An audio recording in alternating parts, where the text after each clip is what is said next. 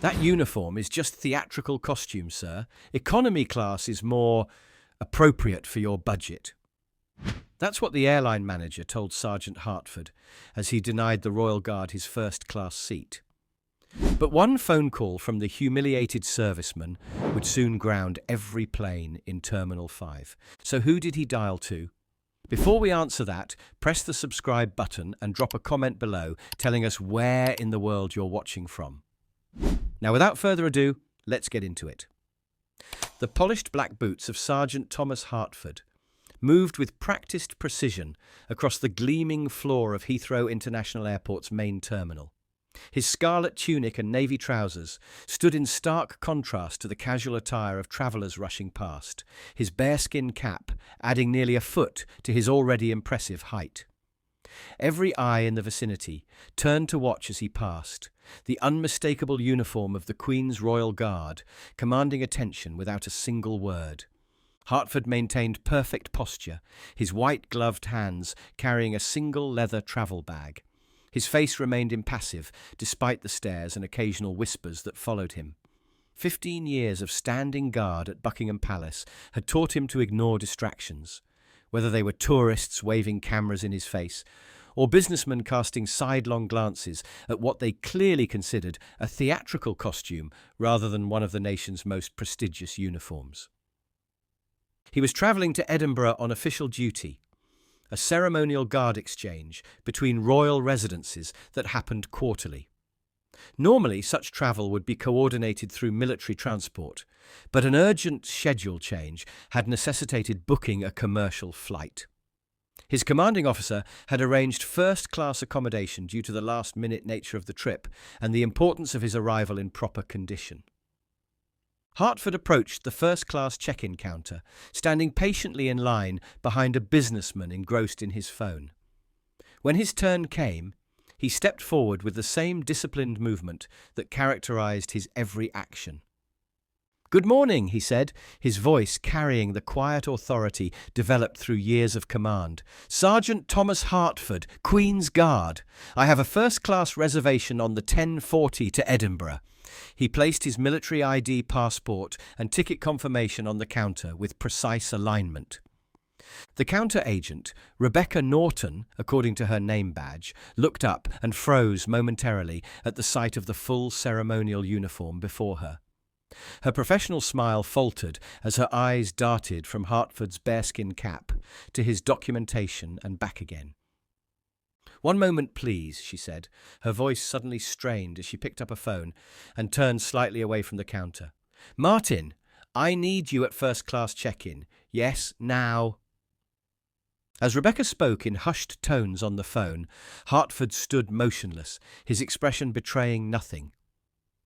Years of maintaining ceremonial composure through rain, heat, and the endless prodding of tourists had perfected his ability to remain stoic under scrutiny. Within minutes, a man in a tailored suit approached. Martin Coleman, the supervising manager, eyed Hartford with poorly concealed suspicion. "Is there a problem?" Hartford inquired, his tone remaining professionally neutral. "Sir, may I ask the purpose of your attire?" Coleman gestured vaguely toward the ceremonial uniform. "I'm on official duty, travelling between royal residences," Hartford explained, indicating his documentation. "My commanding officer arranged the booking." Coleman examined the ticket confirmation with exaggerated scrutiny, his lips pursed. "This is highly irregular.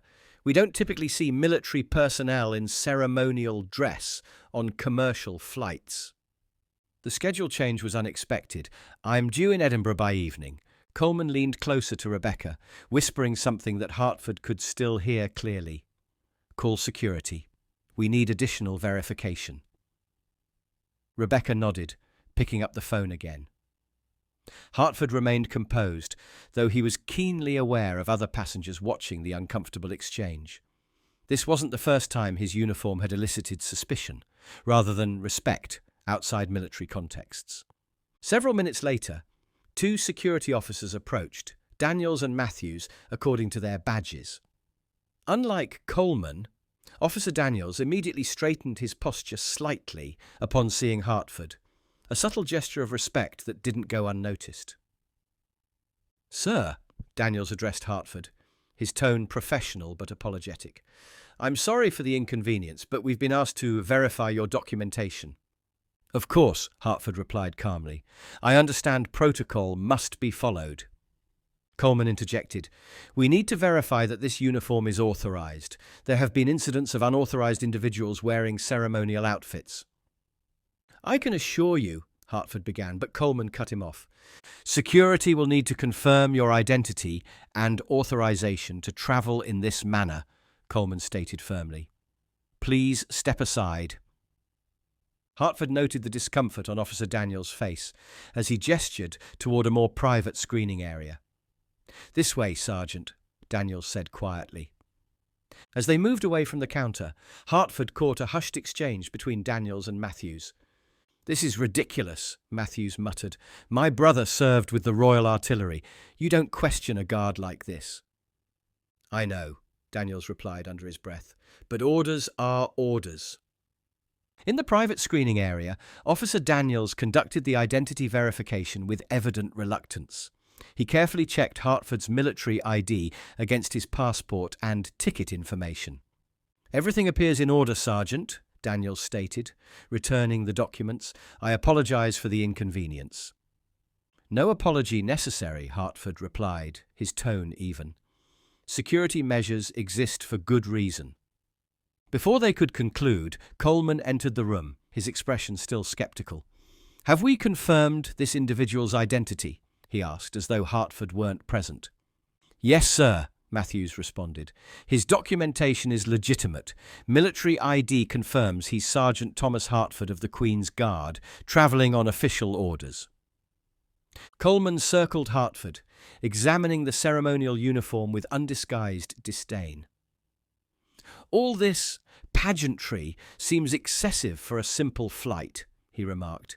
"Do taxpayers know how much these costumes cost?" Hartford remained at parade rest, his eyes fixed forward. "This uniform represents centuries of tradition and service to the Crown, sir. It's worn with permission from the highest authorities." "Well, it's causing a disruption in my terminal," Coleman replied dismissively. "People are staring, taking photos. It's a security concern." Back at the counter, Coleman reviewed Hartford's ticket information with Rebecca, while a small audience of travellers watched with increasing interest. The manager's demeanour had shifted from cautious to openly hostile, perhaps emboldened by his position of authority. "This first-class ticket," Coleman said, holding the confirmation as though it were counterfeit. "How exactly did you acquire it?" "As I explained earlier, my commanding officer arranged it," Hartford replied evenly. "And you expect us to believe the military regularly books first-class tickets for its personnel?" Coleman's tone was dripping with scepticism. "These seats cost upwards of 400 Hartford maintained his composure. "Due to the urgent nature of the reassignment and the ceremonial requirements of my position, yes, the Crown does occasionally authorise appropriate accommodations." A woman in line behind them spoke up. "For heaven's sake, he's a royal guard. Why are you treating him like a criminal?" Coleman turned briefly. "Ma'am, I assure you, we're following standard security protocols." His attention returned to Hartford.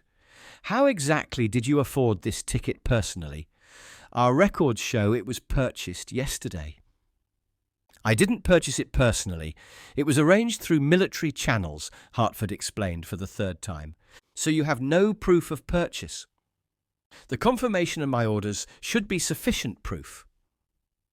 Coleman exchanged glances with Rebecca, who seemed increasingly uncomfortable with the situation. "I'm afraid we cannot verify the legitimacy of this ticket. For security reasons, we'll need to reassign you to economy class." A ripple of disbelief passed through the onlookers. Hartford remained still, processing the blatant discrimination dressed as security concern. "Is there a specific regulation I've violated?" Hartford asked calmly. "Sir, this isn't a debate. We have full discretion over flight assignments for security purposes," Coleman stated firmly. Your unusual attire and inability to verify the source of your premium ticket raise red flags. You can either accept economy seating or reschedule your travel.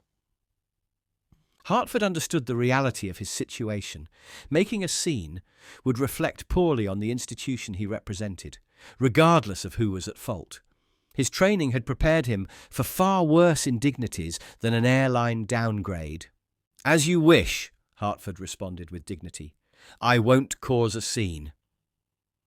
Coleman seemed relieved, perhaps having expected a confrontation.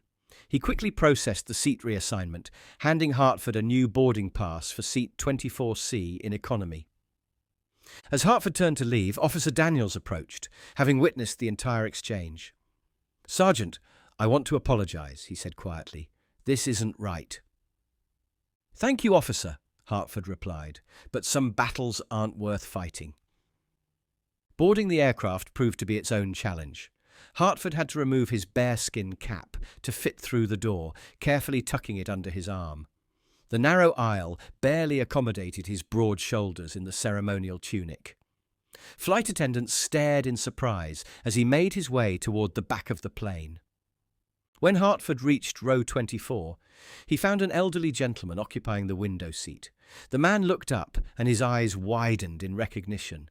"Well, I'll be damned," the man said, straightening in his seat. "A Queen's Guard on my flight." "Good morning, sir," Hartford replied politely as he stored his cap in the overhead compartment and manoeuvred into the middle seat. "Walter Simmons," the man introduced himself, extending a weathered hand. "Royal Marines, retired. Served 28 years before they put me out to pasture." Hartford shook his hand. "Sergeant Thomas Hartford, Queen's Guard." Simmons smiled warmly. "I recognized the uniform immediately. My unit provided support for the changing of the guard back in '78, hottest summer on record, and you lads never flinched." As Hartford settled in, adjusting his tunic as best he could in the confined space, Simmons leaned closer. "I saw what happened up front," he said quietly. "That pencil pusher had no right treating you that way. Disgraceful."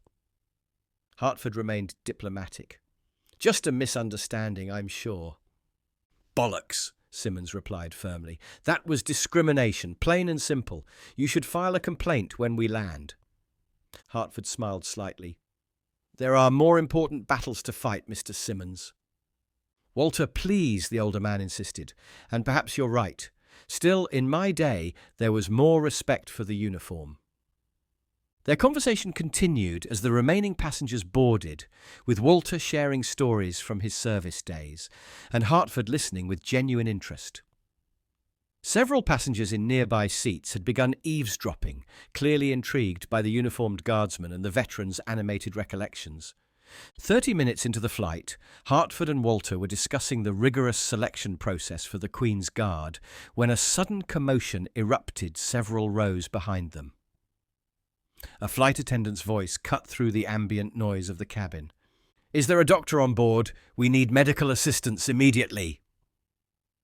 Hartford turned to see a flight attendant leaning over a passenger who appeared to have collapsed in the aisle. Without hesitation, he unbuckled his seatbelt and stood. "Excuse me," he said to Walter, who quickly moved his legs to allow Hartford to pass. Hartford moved swiftly toward the scene, his ceremonial uniform drawing all eyes as he approached the stricken passenger. A middle-aged man, lying motionless on the floor, while a panicked woman, presumably his wife, clutched his hand. "I'm trained in emergency medical response," Hartford announced calmly to the flight attendant. "May I assist?" The flight attendant, her name tag reading Sarah, looked up with evident relief. "Yes, please. He just collapsed without warning." Hartford knelt beside the man, immediately checking for a pulse. Finding none, his training took over. "No pulse," he stated clearly. "I'm initiating CPR. Please notify the captain that we have a passenger in cardiac arrest." With practiced precision, Hartford repositioned the man flat on his back and began chest compressions. The ceremonial tunic restricted his movement somewhat, but he worked through the limitation, counting rhythm under his breath. 1, 2, 3, 4. The cabin had gone completely silent except for Hartford's steady counting and the sound of compressions. Passengers watched wide-eyed as the Royal Guard, who many had dismissed as merely ceremonial, demonstrated life-saving medical skills with professional composure. When Sarah returned with the AED, Hartford quickly attached the pads to the man's chest while maintaining his professional demeanour. The machine analysed the heart rhythm, then advised a shock. Hartford ensured everyone was clear before delivering it. After another cycle of CPR, Hartford checked for a pulse again. This time, he felt a faint but definite beat beneath his fingers. "I have a pulse," he announced, the relief in the cabin palpable. "Weak but present. Keep the AED attached and monitor closely." The captain's voice came over the intercom, confirming they were making an emergency landing at the nearest suitable airport. Meanwhile, Hartford continued monitoring the man's vital signs, his ceremonial uniform now slightly dishevelled from the exertion of CPR, but his professional demeanour unwaveringly intact. "Ladies and gentlemen, this is your captain speaking," the intercom crackled to life. "We're making an emergency landing at Newcastle International Airport. Please remain seated with your seatbelts fastened. Cabin crew, prepare for landing." Hartford continued monitoring the revived passenger, whose name he'd learned was Richard Bennett. Though conscious, Bennett remained in critical condition, his breathing laboured and pulse irregular. "Stay with me, Mr. Bennett," Hartford encouraged quietly, maintaining the calm, authoritative tone that characterised his military bearing. "Help is waiting for us on the ground." When the aircraft touched down, a collective sigh of relief swept through the cabin. Within minutes, the doors were opened and paramedics rushed aboard, medical equipment in hand. "Suspected cardiac arrest," Hartford reported to the lead paramedic. "Patient lost consciousness and pulse approximately 20 minutes ago. CPR was administered immediately, followed by one shock from the onboard AED. Pulse returned, but remains weak and irregular." The lead paramedic nodded briskly, taking over the care of Bennett with professional efficiency. As her team transferred him to a stretcher, she paused to address Hartford. "Your intervention was textbook perfect," she said. "Few more minutes without proper CPR." She didn't need to finish the sentence. Bennett's wife clutched Hartford's hand. "Thank you," she whispered, her voice breaking. "How can we ever repay you?" "No repayment necessary, ma'am," Hartford replied simply. "I'm just glad I could help." In the terminal, Hartford found a quiet corner away from the curious stares and continued gratitude of his fellow passengers. He checked his watch. The delay would make him late for his scheduled arrival in Edinburgh. Protocol required him to notify his commanding officer. He removed his mobile phone from an inner pocket of his tunic and dialed a number from memory. After 2 rings, a crisp voice answered. "Commander Blackwood." "Sir, Sergeant Hartford reporting. I'm experiencing a travel delay." "Hartford!" Blackwood's authoritative voice carried through the line. "You should have landed in Edinburgh 20 minutes ago. The palace shows you're still en route." "Yes, sir. There was a medical emergency aboard. We've made an unscheduled landing at Newcastle." "I see. Will this significantly impact your arrival time?" "Uncertain at this point, sir. The airline is assessing the situation." There was a brief pause before Blackwood continued, his tone shifting slightly. "Were you involved in this medical emergency, Sergeant?" "I provided assistance until paramedics arrived, sir." A knowing chuckle came through the line. Always the diplomat. The captain radioed in that one of his passengers, a Royal Guard, performed life-saving CPR mid-flight. "That would be you, I presume?" "Yes, sir. The passenger is stable and receiving medical care." "Well done, Sergeant." Blackwood's voice carried a rare note of approval. "Though I'm curious how you ended up in economy class. I distinctly recall authorising business class for your travel." Hartford hesitated, weighing his response carefully. "There was a seating issue at departure, sir." "What kind of seating issue?" Blackwood pressed, his tone sharpening. "It's not of significant concern, sir." "Hartford!" Blackwood's voice took on the commanding edge that had earned him respect throughout the service. "Full report, now!" Hartford straightened instinctively, though Blackwood couldn't see him. Upon arrival at Heathrow, my first-class reservation was questioned by airline staff. Despite presenting proper documentation, I was denied boarding in first class and reassigned to economy. On what grounds? Blackwood demanded. The terminal manager expressed concerns about my uniform and questioned the legitimacy of my ticket. Are you telling me, Blackwood's voice had dropped dangerously low, that you were discriminated against because you were in ceremonial dress? There seemed to be scepticism about whether a serviceman would be authorised for premium seating, sir. And you accepted this treatment? There was no mistaking the displeasure in his commander's voice. I deemed it inappropriate to create a scene, sir. The uniform represents something larger than any personal indignity. A long silence followed, during which Hartford could almost picture Blackwood's tightening expression, a look that had made new recruits tremble. Your restraint is commendable, Sergeant, Blackwood finally said, his calm tone belying the anger Hartford could detect beneath the surface. However, this isn't simply about personal dignity. It's about respect for the institution you represent. Yes, sir. Which airline? British Airways, sir. Terminal 5 at Heathrow. Names of those involved? Hartford provided the details without hesitation, including Coleman's full name and position. I see, Blackwood replied, his voice now coldly professional. Carry on with your journey to Edinburgh when the aircraft is cleared. I'll handle this situation personally. Back at Heathrow, Martin Coleman was reviewing passenger manifests when his office phone rang. The caller ID displayed executive management, making him straighten immediately. Coleman speaking, he answered professionally. Martin, this is William Chambers, Director of Operations. The voice carried the weight of seniority and unmistakable tension. I need you in my office immediately. Terminal 5 operations for British Airways are temporarily suspended. Suspended? Coleman repeated incredulously. On what grounds? Just get to my office, now. Coleman hurried through the terminal, mind racing through potential crises. What he found in Chambers' office was entirely unexpected. The spacious corner office was crowded with serious-faced individuals, including Rebecca Norton from check-in, both security officers from the morning shift, and 3 people Coleman didn't recognise, 2 in suits displaying Civil Aviation Authority credentials, and a third man in a military uniform adorned with insignia that indicated high rank. Martin Coleman, Chambers began without preamble. This is Commander James Blackwood of the Royal Guard and Representatives Adams and Taylor from the Civil Aviation Authority. They're here regarding an incident this morning involving Sergeant Thomas Hartford. Coleman faltered, the name not immediately registering. I'm sorry, who? The Queen's Guard you refused proper seating this morning, Commander Blackwood clarified, his voice carrying the precision of a blade.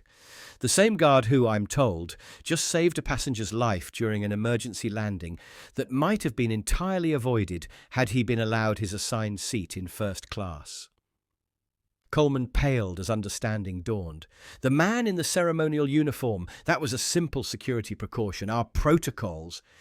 I've reviewed your protocols thoroughly, interrupted one of the CAA representatives. None of them support discriminatory treatment based on military status or uniform. In fact, quite the opposite. Chambers gestured to a large screen on the wall, displaying security footage from that morning. We've been reviewing the incident in detail. What I'm seeing is a distinguished serviceman being treated with suspicion and contempt, despite presenting valid documentation. Furthermore, Chambers continued, I've learned this isn't an isolated incident. We've uncovered several similar complaints over the past 18 months, all involving military personnel and all handled by your team, Mr. Coleman. The second CAA representative spoke up. Based on our preliminary review, we've determined that a complete operational audit is required. All flights from Terminal 5 will remain grounded until we can ensure proper protocols are being followed correctly and without discrimination. 2 days later, Sergeant Hartford stood at attention in Edinburgh's Holyrood House, his ceremonial duties completed without further incident. As he prepared to return to London, An aide approached. "Sergeant Hartford, you have visitors in the reception room." Hartford followed the aide to find Commander Blackwood waiting alongside a familiar face, William Chambers from British Airways. "At ease, Sergeant," Blackwood ordered as Hartford snapped to attention. "Mr. Chambers has something he'd like to discuss with you." Chambers stepped forward, his expression sombre. "Sergeant Hartford, I've come personally to offer the airline's sincere apology for your treatment at Heathrow. It was unprofessional, discriminatory, and entirely inconsistent with our values." Hartford remained composed. "Thank you for the apology, sir. It's accepted." "The situation revealed significant failures in our training and management," Chambers continued. "As a result, we've instituted comprehensive changes. Mr. Coleman has been removed from his position, and Ms. Norton has been reassigned pending sensitivity training." Blackwood watched Hartford carefully. "The CAA audit uncovered systematic issues beyond your individual case. The temporary grounding cost British Airways approximately £4 million in operational losses." Hartford's expression betrayed a flicker of concern. "That wasn't my intention, sir." "Of course not," Chambers assured him, "but it may have been necessary. Sometimes systems need a significant shock to initiate real change." "There's more," Blackwood added. "Mr. Bennett, the passenger whose life you saved, has made a full recovery. His family has requested to meet you when you return to London." Hartford nodded, genuine relief crossing his features. "That's excellent news, sir." Chambers cleared his throat. "Sergeant, there's something else I'd like to discuss. The incident has prompted us to develop a new protocol for military personnel travelling on official duty. We'd value your input on its implementation." Hartford considered this thoughtfully. "The delay in Newcastle may have been a blessing in disguise, sir. Had I been in first class, I might not have been in position to help Mr. Bennett when he needed it. Sometimes we're exactly where we need to be, even when it's not where we planned," Hartford replied simply. "Have you ever been judged unfairly based on your appearance? How do you handle situations where you're disrespected? Do you stand firm like our Royal Guard, or address it differently? Share your experiences in the comments below. We'd love to hear your perspective on this story. If you enjoyed this video, hit that subscribe button and bell icon so you never miss our daily uploads. Found this story inspiring? Share it with someone who appreciates tales of dignity and respect. Our previous videos are appearing on your screen right now. Check them out next. We'll see you tomorrow at the same time with another brand new story.